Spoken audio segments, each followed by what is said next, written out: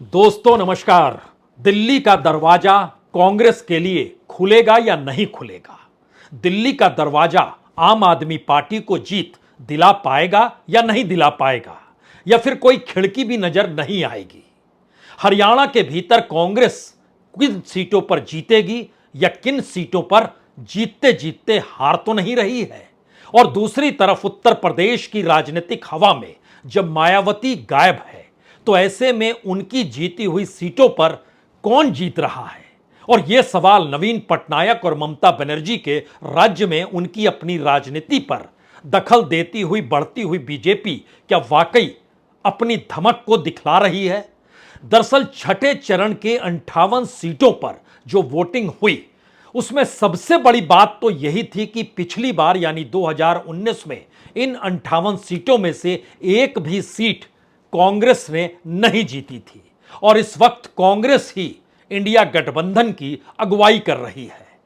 तो क्या उसकी सीटों में बढ़ोतरी इन 58 सीटों में से हो रही है या नहीं हो रही है? इन तमाम सवालों का जवाब आज वोटिंग पैटर्न के जरिए भी नजर आ ही गया। और यह नजर आने का मसला यह है कि दरअसल दो राज्य ऐसे रहे जहां पर वोटिंग परसेंटेज कम हो गया। हरियाणा में पिछली बार लगभग 70% वोटिंग हुई थी, इस बार वो 60-62% से आगे बात बढ़ नहीं पाई, यानी हरियाणा में बड़े जबरदस्त तरीके से वोटिंग कम हुई है। और यही हाल कमोवेश उड़ीसा के भीतर रहा, जहां पर 2019 में 71% वोट पड़े थे, इस बार यह 64-65% से आगे बढ़ते हुए दिखाई दिए नहीं। उत्तर प्रदेश में कमोवेश पिछली बार की तुलना में 1-2% वोट ज्यादा ही हो गए। झारखंड के भीतर भी तकरीबन 1.5-2% वोट पिछली बार की तुलना में ज्यादा हो गए। बिहार में पिछली बार की तुलना जैसी ही वोटिंग हुई, यानी 57-58-59%, इसी बीच में पूरी वोटिंग रेंगती रही। और दिल्ली में भी कमोवेश 2019 की ही तस्वीर निकल कर आई। उस वक्त 60% वोटिंग हुई थी, इस बार 2% कम वोटिंग नजर आई। लेकिन दिल्ली में सबसे ज्यादा वोटिंग उस सीट पर हुई जहां पर कन्हैया कुमार और मनोज तिवारी टकरा रहे थे। और न्यू दिल्ली की सीट जो थी, वहां पर सबसे कम वोटिंग हुई, लेकिन सवाल बंगाल के भीतर जबरदस्त वोटिंग का रहा। 80% के पार 2019 में भी वोटिंग हुई थी, और 80% के पार 2024 में भी वोटिंग हुई। कुछ जगहों पर झारग्राम का इलाका था, तमलुक का इलाका था, वहां पर छिटपुट हिंसा की खबर भी आई। इन सब के बीच जम्मू कश्मीर के अनंतनाग राजौरी सीट पर 50% से ज्यादा नहीं बल्कि 55% के लगभग वोटिंग हो गई। यह भी एक अपने आप में रिकॉर्ड है जो दिल्ली की कुछ सीटों को मात दे रहा है। तो राजनीतिक तौर पर वोटिंग पैटर्न का एक मैसेज है। इस मैसेज में बड़ी तस्वीर यह है कि पहली बार ऐसा भी लगा इस छठे चरण में उम्मीदवार मायने नहीं रखता है, खास तौर से बीजेपी का। यानी बीजेपी ने जो उम्मीदवारों को बदला, अलग अलग जगहों पर मैटर कर रहे थे प्रधानमंत्री यानी नरेंद्र मोदी। और दूसरी तरफ इंडिया गठबंधन के वोट ट्रांसफर आपस में हो रहे हैं या नहीं हो रहे हैं, यह सवाल भी दिल्ली के भीतर लगातार चलते रहा। और यह सवाल बिहार में भी चला, और यह सवाल बिहार से भी निकल कर आया कि बीजेपी के वोट तो ट्रांसफर हो रहे हैं, लेकिन नीतीश कुमार के वोट ट्रांसफर हो नहीं रहे हैं। तो क्या नीतीश कुमार कोई सेफ गेम खेल रहे हैं, या उनके अपने वोटर सेफ गेम खेल रहे हैं, जहां पर उन्हें लगने लगा है कि 2024 के रिजल्ट में अगर बीजेपी चूक गई तो फिर एक बड़े राजनीतिक सौदे की दिशा में नीतीश कुमार एक बार फिर बढ़ जाएंगे। लेकिन यह बहुत दूर की बात है, अभी उस दिशा में ना जाएं। सिलसिलेवार तरीके से राज्य दर राज्य परिस्थितियों को अगर परखें तो शायद इस दौर में सबसे महत्वपूर्ण उत्तर प्रदेश हो चला है। उत्तर प्रदेश इसलिए क्योंकि यहां पर तमाम राजनीतिक प्रयोग आरएसएस और बीजेपी के जरिए, मोदी और योगी के जरिए, और इन परिस्थिति में मायावती का एक झटके में मंडल कमंडल की राजनीति से निकलने के बाद पहली बार गायब दिखाई देना, उनकी अपनी सीटों पर उनके अपने उम्मीदवारों को बदले जाना, और सिर्फ एक जौनपुर की सीट थी जहां पर बीएसपी के सांसद चुनाव लड़ रहे थे। बाकी तमाम जगहों पर कोई समाजवादी पार्टी में चला गया, कोई बीजेपी में चला गया। स्थिति अगर एक सतही नजर से देखें जो निकल कर आई, उसमें आजमगढ़ सीट, मछली शहर सीट और डुमरियागंज, जगदंबिका पाल की सीट, इन तीनों सीटों पर समाजवादी के पक्ष में ज्यादा वोट पड़ते हुए दिखाई दिए। सिलसिले को आगे बढ़ाएंगे। उसके अलावे बीजेपी के अनुकूल प्रतापगढ़ की सीट, इलाहाबाद की सीट, फूलपुर की सीट, श्रास्ती की सीट, लालगंज की सीट, इन जगहों पर बीजेपी के पलड़ा भारी दिखाई दिया। टक्कर बाकी तमाम सीटों पर थी, चाहे वो संत कबीर नगर हो, चाहे बस्ती हो, चाहे अंबेडकर नगर हो, चाहे वो जौनपुर का इलाका हो, इन तमाम जगहों पर टक्कर नजर आई। लेकिन इन सब के बीच बड़ा महत्वपूर्ण है कि सारी सीटों पर जातीय समीकरण और एमवाई गठबंधन का पूरा वोट चंक जो मुस्लिम यादव का है, यह अपने आप में बहुत कुछ तय करने लगा। यानी समाजवादी पार्टी सिर्फ आजमगढ़ सीट पिछली बार जीत पाई थी, जो कि उपचुनाव में उसने गंवा दिया था। लेकिन अब 2024 में मुस्लिम इस पूरे इलाके में जहां पर वोटिंग हो रही थी, 26% मुस्लिमों की तादाद, ओबीसी लगभग 23%, दलितों की तादाद लगभग 17%, यानी एससी 17%, लेकिन अपर कास्ट उनकी तादाद भी तकरीबन 32% के लगभग निकल कर आई। अब यहां पर बड़ा सवाल था कि जौनपुर की सीट, लालगंज की सीट, श्रास्ती की सीट और अंबेडकर नगर की सीट जो बीएसपी ने पिछली बार जीती थी, इस बार किसी भी सीट पर बीएसपी नहीं जीतेगी चुनाव। यह लगभग शुरू से ही तय था, जिस पर पुख्ता मुहर वोटरों के तरीकों ने लगा दी और दलित वोट छितराते लगा। जाटव वोट कितना इधर उधर बिख रहा है, इस दिशा में परखने के लिए हमने अपने टीम से पूछा। उन्होंने कहा मायावती के अनुकूल कुछ जगहों पर वोट एकजुट है जाटवों का, लेकिन बाकी हिस्सों में वोट बिखर गया है और उसका लाभ कुछ जगहों पर ऐसा नहीं है सिर्फ समाजवादी पार्टी को हुआ है, उसका लाभ बीजेपी को भी हुआ है। और उसकी बड़ी वजह यह है कि जो लोग जैसे बीएसपी के सांसद हुआ करते थे लालगंज में, संगीता आजाद, वह एक छोड़कर चली गई बीजेपी में और बीजेपी के साथ प्रचार करने लगी। इसी तरीके से अगर ध्यान दीजिए तो श्रास्ती में जो वहां पर बीएसपी के सांसद थे वो समाजवादी पार्टी में चले गए, वोट वहां पर शिफ्ट हुआ। अंबेडकर नगर में जो रितेश पांडे थे बीएसपी के सांसद, वो इस बार बीजेपी की टिकट पर चुनाव लड़ रहे थे, लाभ उनको जरूर मिला। यह एक ऐसे समीकरण का दायरा है जिसमें बहुत सारी परिस्थितियों ने यह बताना शुरू कर दिया कि समीकरण सिर्फ जातीय और धर्म के आधार पर नहीं, ताकत के आधार पर भी बनते हैं। और इसका असर एक तरफ राजा भैया के जरिए, जो श्रास्ती, भदोही, इलाहाबाद और प्रतापगढ़ एक बड़ा वोट चंक उनकी वजह से कहीं ना कहीं किसी रूप में समाजवादी पार्टी के हक में गया। धनंजय सिंह, जौनपुर और मछली शहर, उनका भी प्रभाव इन दो कॉन्स्टिट्यूंसी में पड़ा और वोट बीजेपी के अनुकूल भी हुआ। लेकिन इस सिलसिले को अगर एक एक करके आप परखना शुरू करें तो इसमें शुरुआत मेनका गांधी से करते हैं जो सुल्तानपुर से चुनाव लड़ रही हैं। लेकिन सुल्तानपुर में ऐसा नहीं है कि मेनका गांधी के लिए सब कुछ अनुकूल है। बेटे वरुण गांधी चुनाव प्रचार के लिए पहुंचे, वहां पर जो निषाद और पटेल वोटर है वो निर्णायक तो है और इसीलिए आशीष पटेल और संजय निषाद ये दोनों सक्रिय दिखाई दिए मेनका गांधी के लिए। अब यहां पर बड़ा सवाल था क्या उनके अनुकूल सारी चीजें हो जाएंगी या नहीं होंगी। जो पहली बार आसान नहीं बल्कि टक्कर देने की परिस्थिति में सुल्तानपुर भी आकर खड़ा हो गया। और इस परिस्थिति में ध्यान दीजिए, हमें लगता है एक जिक्र और भदोही का जरूर करना चाहिए। ललितेश पति त्रिपाठी यहां से चुनाव, जो कमलापति त्रिपाठी के पोते वह चुनाव लड़ रहे थे, उनके वो चुनाव लड़ रहे थे टीएमसी से, समर्थन इंडिया गठबंधन का। इस प्रक्रिया के भीतर यहां पे बिंद समाज और ब्राह्मण समाज मैटर करता है। बिंद समाज को बीजेपी ने जगह दी, वोट बटे, टकराव की स्थिति, चुनौतीपूर्ण परिस्थिति। लेकिन यह पहली बार अपने तौर पर है कि ललितेश पति त्रिपाठी यहां पर एक कदम आगे दिखाई दिए। यह एक नया ट्रांसफॉर्मेशन इस पूरे इलाके में नजर आया, क्योंकि जिस पार्टी के चुनाव चिन्ह पर थे वह उत्तर प्रदेश की राजनीति में कहीं नहीं है, वो बंगाल की राजनीति में है, टीएमसी का चुनाव। लेकिन साथ में वोट ट्रांसफर वाला जो हिस्सा था, जो बड़ा मैटर कर रहा था, वो वोट ट्रांसफर अपने तौर पर नजर भी आया। आजमगढ़ इसलिए बड़ा महत्वपूर्ण है क्योंकि मुलायम सिंह की सीट पिछली बार अखिलेश जीते, इस बार वहां पर धर्मेंद्र यादव खड़े हैं, सामने दिनेश लाल यादव यानी निरुहा खड़े हैं। ये सीट पर धर्मेंद्र यादव चुनौती देते हुए एक कदम आगे वोटिंग पैटर्न में खुले तौर पर नजर आए, यानी निरुहा के लिए मुश्किल पिछली बार तो उन्हें बहुत कम वोट मिला था, सिर्फ 30% वोट मिले थे। दूसरी तरफ 50% से ज़्यादा अखिलेश जीत गए थे। इस बार ये मार्जिन कम जरूर हो जाएगा, लेकिन आजमगढ़ में धर्मेंद्र यादव कहीं ज़्यादा मजबूत स्थिति में खुले तौर पर नजर आए। जब हम आपसे जिक्र कर रहे थे सुल्तानपुर का, जिसमें इस बात का जिक्र था कि मेनका गांधी के लिए क्या अनुकूल है क्या अनुकूल नहीं है, तो यहां पर जो रामभुआल निषाद हैं, जो समाजवादी पार्टी के हैं, वह चुनौती देते हुए दिखाई दे रहे हैं। ये बता दें कि मेनका गांधी के काउंटर में जो निषाद हैं वो ज़्यादा महत्वपूर्ण भी नजर आ रहे हैं, तो यह कोई आसान सीट नहीं है।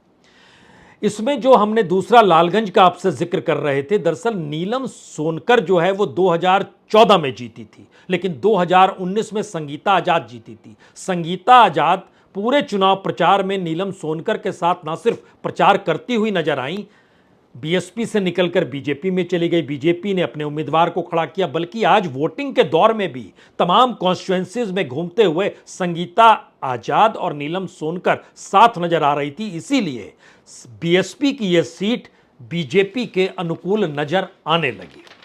अंबेडकर नगर में टक्कर है। अंबेडकर नगर में टक्कर की वजह वही रितेश पांडे बीएसपी के एमपी रहे हुए हैं, लेकिन सवाल दूसरी तरफ था कि समाजवादी पार्टी ने भी जिसे टिकट दिया था लालजी वर्मा को, वह भी एक वक्त बीएसपी में ही थे।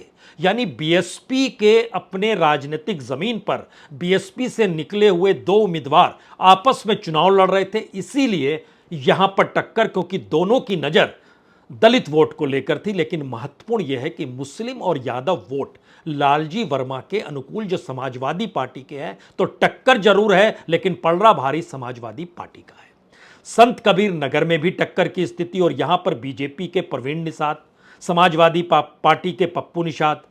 अब यहां पर एक बड़ा सवाल, सबसे बड़ा यह सवाल था कि एक ही जाति के दो उम्मीदवारों की मौजूदगी इसलिए समाजवादी पार्टी के हक में है क्योंकि जो मुस्लिम, यादव और ओबीसी का एक बड़ा चंक है, वह समाजवादी पार्टी के अनुकूल उत्तर प्रदेश में नजर आ रहा है, जिससे लेकर बीजेपी की सांसें उखड़ी हुई हैं। बस्ती के भीतर बीजेपी के हरीश द्विवेदी, समाजवादी पार्टी के राम प्रसाद चौधरी, यह भी टक्कर की स्थिति इसलिए है क्योंकि हरीश द्विवेदी 2014 में, 2019 में जीतते चले आए हैं, लेकिन जनता के भीतर जो उनसे निकटता होनी चाहिए वो नजर नहीं आ रही है। तो एक लिहाज से एक गुस्सा है, और यह गुस्सा डुमरियागंज में जगदंबिका पाल को लेकर भी नजर आया, जो 2014, 2019 लगातार जीतते आए, उनका वोट बढ़ गया। इसीलिए इस बार भीष्म शंकर तिवारी ये मैदान में आए, हरिशंकर तिवारी के परिवार से जुड़े हुए।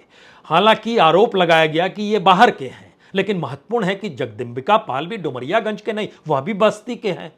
और ये आज वोटिंग के दौर में ये सवाल उठकर जब आया, तो इसीलिए भीष्म शंकर तिवारी का पलड़ा यहां पर जगदंबिका पाल के मुकाबले भारी दिया। उनके पास बताने के लिए सिर्फ एक ही चेहरा, एक ही नाम था, और संयोग से उसी चेहरे और उसी नाम को कटघरे में समाजवादी पार्टी ने खड़ा करके अपना पूरा चुनाव प्रचार किया है। यानी नरेंद्र मोदी के इर्द गिर्द डुमरियागंज का पूरा चुनाव घूमने लगा। यह महत्वपूर्ण है। यहां पर नरेंद्र मोदी के नाम पर जीत हार उनकी अपनी साख की जीत हार भी तय कर देगी, और यहां पर समाजवादी पार्टी का पलड़ा भारी है। श्रास्ती के इलाके में समाजवादी पार्टी के राम शिरोमणि वर्मा और बीजेपी के साकेत मिश्रा आमने सामने। समझना यह भी होगा, बीजेपी ने ब्राह्मण को टिकट दिया। इस कॉन्स्टिट्यूएंसी में 21% दलित की मौजूदगी है। हालांकि मुस्लिमों को लेकर बीएसपी ने यहां मोहिउद्दीन खान साहब को खड़ा किया, लेकिन इस जगह पर बहुत साफ नजर आया कि जनता या मुस्लिमों के भीतर बड़ा साफ था कि किसे वोट देना है, किसे नहीं देना है। यानी ऐसी स्थिति बिल्कुल नहीं जहां पर चीजें बट जाए।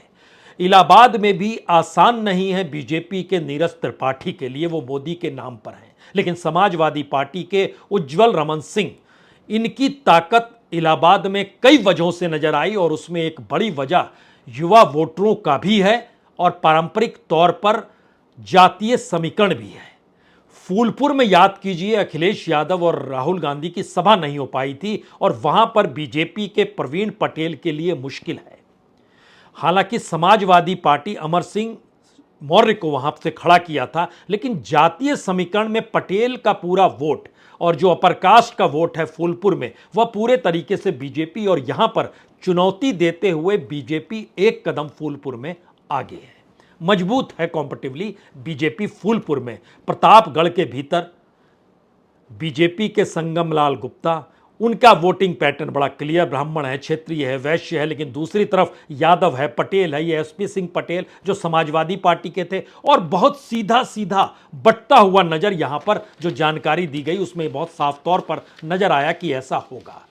जौनपुर में जबरदस्त मुकाबला है। कृपा शंकर सिंह बॉम्बे से चलकर यहां पहुंचे हुए और सामने बाबू सिंह कुशवाहा हैं। कृपा शंकर सिंह के लिए मुश्किल है, कुशवाहा के लिए अनुकूल परिस्थिति है। मछली नगर शहर में 181 वोट से पिछली बार बीपी सरोज जीते थे, लेकिन इस बार उनको दोबारा टिकट दिया गया, उनके लिए स्थिति बिल्कुल अनुकूल नहीं नजर आई।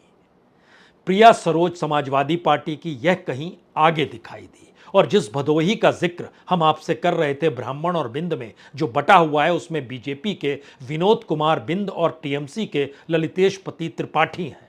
ब्राह्मण और विंद में एक चीज नजर आई कि ब्राह्मण वोट अगर बट गया ललितेश पति त्रिपाठी के बावजूद भी, तब तो विनोद कुमार बिंद जीत जाएंगे, अन्यथा ललितेश प्रसाद त्रिपाठी जीतेंगे अगर ब्राह्मण वोट उनके नाम पर इंटैक्ट रह गया तो।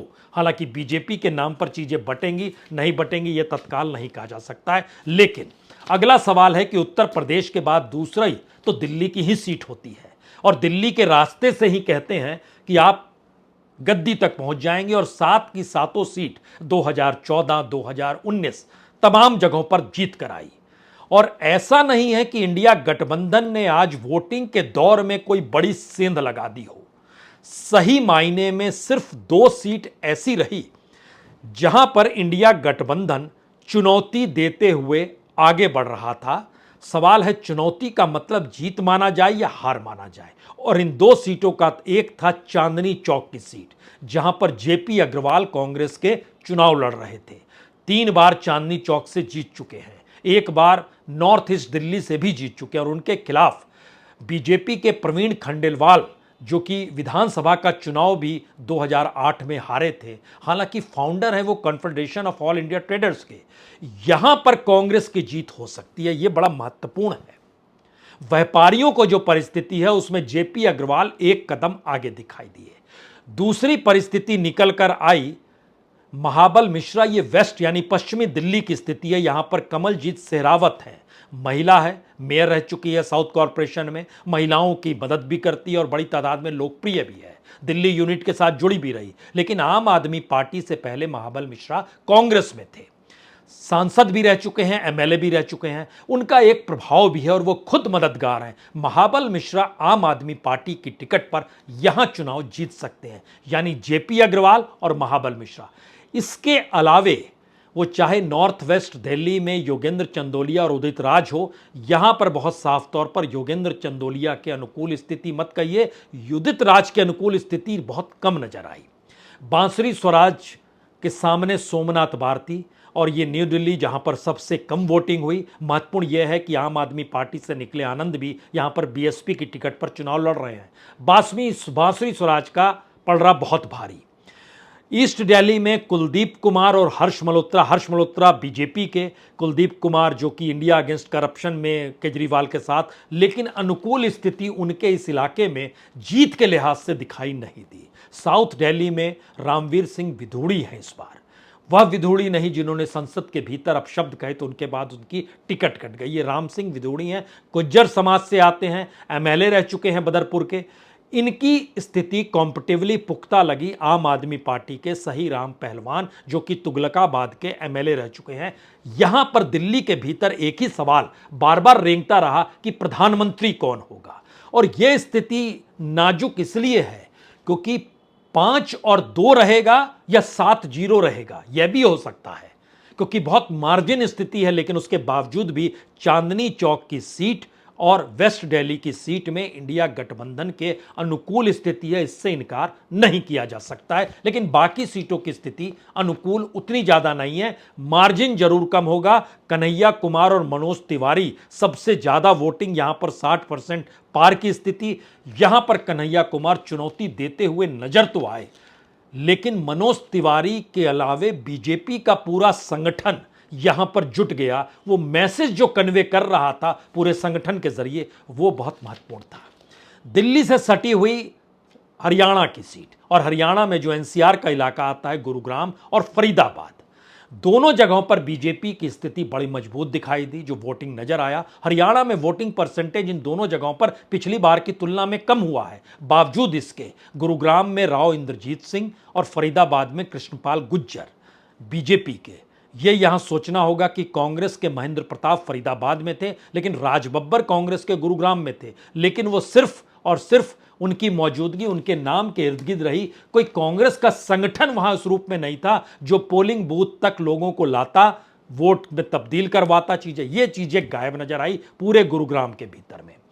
अब इसके बाद है जो महत्वपूर्ण सीट है, बीजेपी को काउंटर करते हुए कांग्रेस 2 सीटों पर मजबूत दिखाई दी। एक शैलजा जो सिरसा की सीट है, दूसरी रोहतक जो एक लिहाज से कहें हुड्डा परिवार की दीपेंद्र हुड्डा।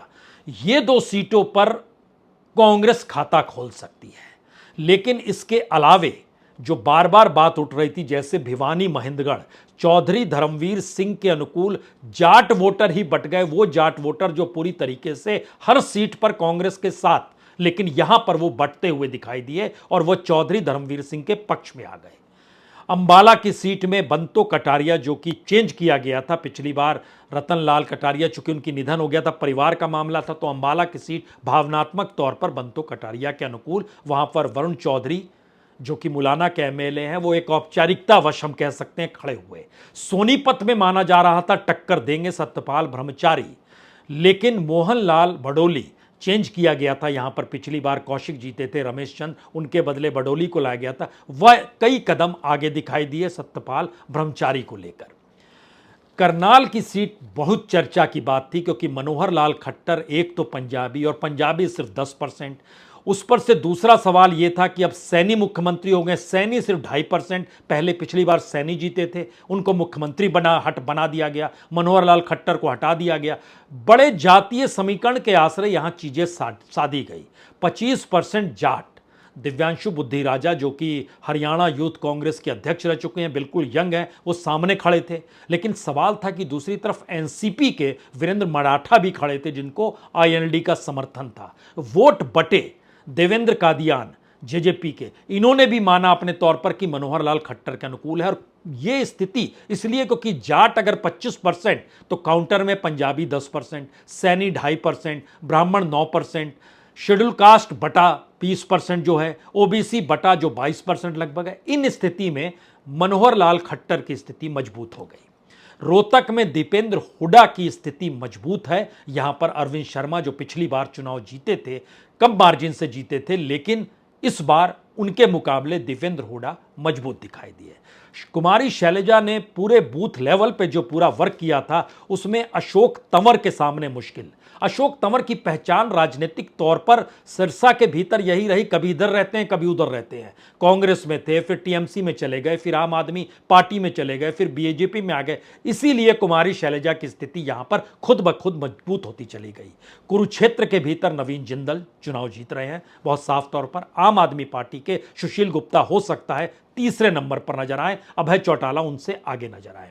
हिसार में रणजीत सिंह चौटाला, देवीलाल के जो बेटे हैं, वह चुनाव जीत रहे हैं। यहां पर कांग्रेस के जयप्रकाश जो पहले आईएलडी में थे, फिर एचवीपी में गए, फिर कांग्रेस में आए, यानी हरियाणा विकास पार्टी के बाद कांग्रेस में, वो कमजोर हैं। यहां पर नैना सिंह चौटाला भी, जो दुष्यंत चौटाला की मां है, वह भी लड़ रही हैं। लेकिन देवीलाल के बेटे रणजीत सिंह चौटाला की स्थिति यहां पर मजबूत दिखाई दी। बिहार में जनता दल यूनाइटेड अपनी सीटों को बहुत सिस्टमेटिक तरीके से बचाती हुई दिखाई दी। वाल्मीकि नगर में सुनील कुशवाहा, गोपालगंज में आलोक कुमार सुमन, सिवान में विजय लक्ष्मी। लेकिन सिवान के भीतर का संकट एक और है। यहां पर शहाबुद्दीन की पत्नी इंडिपेंडेंट चुनाव लड़ रही हैं। यह सिवान का इलाका चौंका सकता है। हालांकि आरजेडी के उम्मीदवार, जेडीयू के उम्मीदवार, और दूसरी तरफ सिवान में शहाबुद्दीन की पत्नी इंडिपेंडेंट मैदान के भीतर, जिनको पिछली बार आरजेडी ने टिकट दिया था, इस बार वो इंडिपेंडेंट। ये त्रिकोणीय परिस्थिति कोई नई परिणाम आपको दिखा सकती है। वैशाली में लोक जनशक्ति पार्टी वीणा देवी, उनकी स्थिति मजबूत। पश्चिमी चंपारण में संजय जायसवाल और उनके सामने कांग्रेस के मदन मोहन तिवारी एक कदम पीछे दिखाई दिए। पूर्वी चंपारण में राधा मोहन सिंह सांसद कई बार जीतते आए, यहां पर वीआईपी को कैंडिडेट दिया गया था। उन्होंने राजेश कुशवाहा यानी विकासशील इंसान पार्टी के उम्मीदवार के तौर पर थे। वह चुनौती तो दे रहे हैं लेकिन हरा रहे हैं, यह कहना पूर्वी चंपारण के जो हमारे रिपोर्टर थे उनका कहना था। मुश्किल है, ये कुछ नहीं कह सकते। लेकिन शिवहर में लवली आनंद चुनाव जनता दल यूनाइटेड की जीत रही है, यह बहुत साफ तौर पर नजर आया। महाराजगंज में जनार्दन सिग्रीवाल जो बीजेपी के हैं। तो मैसेज क्या है बिहार का? बिहार का मैसेज यह है कि जनता दल यूनाइटेड और एलजेपी यानी पासवान की पार्टी, ये दोनों चीजों को बचा रही है। जहां पर बीजेपी के उम्मीदवार हैं वो चुनौती देते हुए सामने कांग्रेस खड़ी है, वो पश्चिमी चंपारण हो या पूर्वी चंपारण हो या महाराजगंज हो। यानी संकट बिहार में बीजेपी के सामने है, इस चरण में जनता दल यूनाइटेड या उनके सामने नहीं है। झारखंड में 4 सीट थी, 3 बीजेपी के पास, 1 आजसू के पास। यहां पर झारखंड मुक्ति मोर्चा किसी भी सीट पर चुनाव जीतेगी या कांग्रेस जीत पाएगी, यह बहुत मुश्किल सवाल यहां पर लगा। यहां पर बीजेपी के अनुकूल परिस्थिति और यहां पर रांची, जमशेदपुर, धनबाद और गिरिडीह, इन चारों सीटों पर कांग्रेस एक सीट पर, धनबाद की सीट पर थी, लेकिन उनके सामने बीजेपी के ढुल्लू महतो, जिनके ऊपर कई अपराध के केस हैं, लेकिन उन सब के बावजूद भी उनका पक्ष वहां पर मजबूत दिखाई दिया। और इस परिस्थिति में रांची में भी यशस्विनी सहाय जो सुबोध कांत सहाय की बेटी है, मुंबई से आई, संजय सेठ के खिलाफ चुनाव लड़ रही हैं लेकिन जीतने की स्थिति में ये बिल्कुल रांची के भीतर नजर नहीं आई, जो नजर आया सामने। अब 2 राज्य ऐसे जो छत्रपों के हवाले, उसमें बंगाल और उड़ीसा। ये बड़ा महत्वपूर्ण है कि बंगाल के भीतर लगातार बीजेपी जो बढ़ती हुई दिखाई दे रही थी, पहली इस 8 में से 5 सीट बीजेपी के पास, जो उन जगहों पर बीजेपी अपने तौर पर चुनाव जीतेगी या नहीं जीतेगी, ये सवाल बड़ा महत्वपूर्ण था। और झारग्राम, मेदिनीपुर, पुरुलिया, बांकुड़ा और विष्णुपुर, इसमें खासतौर से झारग्राम की सीट जो थी वो बड़ी डामाडोल दिखाई दी। तो टीएमसी उस पर जीत सकती है। टीएमसी अपनी तुमलुक, कांथी और घाटल सीट बचा भी सकती है। इसमें तुमलुक की सीट इसलिए महत्वपूर्ण है क्योंकि कलकत्ता हाई कोर्ट में रिटायरमेंट के 5 महीने पहले राजनीति में आए अभिजीत गंगोपाध्याय बीजेपी के उम्मीदवार के तौर पर यहां चुनाव लड़ रहे हैं। सामने टीएमसी के देवांशु भट्टाचार्य हैं। सीपीएम ने भी अपने उम्मीदवार को खड़ा किया है। लेकिन यह इसलिए इंपॉर्टेंट था क्योंकि हाईकोर्ट के जज बीजेपी के टिकट से चुनाव लड़ रहे थे, इसलिए नजरें तो सबकी, लेकिन तुमलुक में बीजेपी का नहीं बल्कि टीएमसी का संगठन बड़ा मजबूत। तो बंगाल का संदेश है कि बीजेपी को अपनी सीट बचानी है, लेकिन उड़ीसा के भीतर खेल सीटें पाने वाला है। और यह सीटें पाने वाली स्थिति में बड़ा महत्वपूर्ण है कि क्योंझर, ढेंकानाल, कटक और पुरी, इन 4 जगहों पर बीजेडी पिछली बार जीती थी। इसमें संबित पात्रा पुरी में मजबूत दिखाई जरूर दिए, लेकिन अरूप पटनायक जो पिछली बार पिनाकी मिश्रा वहां से जीते थे, इस बार अरूप पटनायक को ला गया।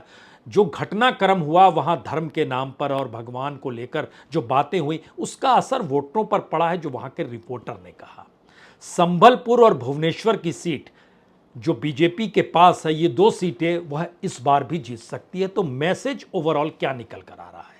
पहला मैसेज ये है कि गठबंधन के आसरे दिल्ली के भीतर भी आम आदमी पार्टी और कांग्रेस में वोटों के ट्रांसफर की परिस्थिति नहीं नजर आई। बिहार के भीतर वोटों के ट्रांसफर की परिस्थिति नहीं नजर आई जो बीजेपी और जेडीयू में होनी चाहिए थी। उत्तर प्रदेश के भीतर बहुत बेहतरीन तरीके से सिंक्रोनाइजेशन कांग्रेस और समाजवादी पार्टी का रहा, इसीलिए वहां पर बीजेपी को संकट है। हरियाणा के भीतर कांग्रेस अपने आप से जूझ रही थी, आपस में टकराती हुई नजर आई, और इस स्थिति ने कहीं ना कहीं कांग्रेस के भीतर एक मुश्किल हालात भी पैदा कर दिए। और इन तमाम परिस्थितियों का मतलब बहुत साफ है कि दरवाजा छोटा सा खुला है इस छठे चरण में कांग्रेस के लिए। छोटा से चरण में दरवाजा आम आदमी पार्टी के लिए भी दिल्ली में 1 सीट पर खुल सकता है। लेकिन इस सियासी भंवर के बीच बीजेपी का पलड़ा दिल्ली, हरियाणा, बिहार, उड़ीसा, इन 4 जगहों पर मजबूत है, इससे इनकार नहीं कर सकते हैं। लेकिन पहली बार बड़ा उलटफेर उत्तर प्रदेश में दिखाई दे रहा है। बहुत बहुत शुक्रिया, बहुत बहुत शुक्रिया।